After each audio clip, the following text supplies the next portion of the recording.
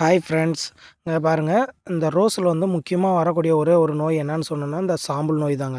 இங்கே பாருங்கள், அந்த ரோஸினுடைய காம்பில் பாருங்கள் எவ்வளோ இருக்குது பாருங்கள். இந்த வெள்ளையாக வந்து ஒட்டிட்டு இருக்குல்ல, இதுதாங்க சாம்பல் நோவு.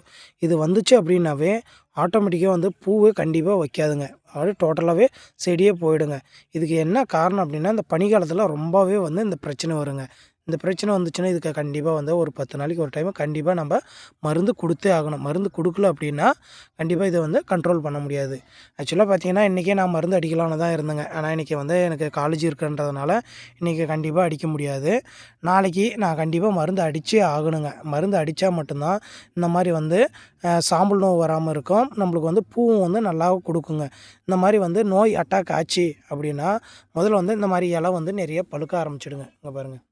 இலையில வந்து புள்ளி இருக்குங்களா, இந்த மாரி வந்து இலை பழுக்க ஆரம்பிச்சிடும். துளிரும் வந்து கொஞ்சம் கொஞ்சமா அப்படியே கொஞ்சம் நிச்சிடுங்க. இந்த மாரி நிச்சிடுச்சு அப்படின்னா, நம்மளுக்கு வந்து பூவும் வராது. ப்ளஸ் வந்து அரும்பும் நம்மளுக்கு வந்து குடுக்காதுங்க. இதுக்கெல்லாம் நம்ப வந்து மருந்து எந்த அளவுக்கு குடுக்குறோமோ, அந்த அளவுக்கு வந்து இந்த பனிக்காலத்தில வந்து நம்ம கண்ட்ரோல் பண்ணலாங்க. சில பேர் கேட்டிருங்க, "ஆனா என்ன மருந்து குடுக்குறீங்க இந்த ரோஸுக்கு வந்து?" கேட்டிருந்தீங்க. நாளைக்கு நான் மருந்து அடிக்கும்போது என்னென்ன மருந்துன்றது அப்படியே உங்களுக்கு வந்து ஃபோட்டோ புடிச்சு அப்படியே நான் காமிக்கிறேன் பாருங்க. அது என்ன மருந்துன்றது நீங்களும் அப்படியே பார்த்துக்கோங்க. இங்க பாருங்க, மேல இருக்கக்கூடிய அந்த பனித்துளி விழுந்ததுனால அந்த இலையெல்லாம் பாருங்க எப்படி சுருண்டு இருக்குன்னு மட்டும் பாருங்க. இங்க பாருங்க.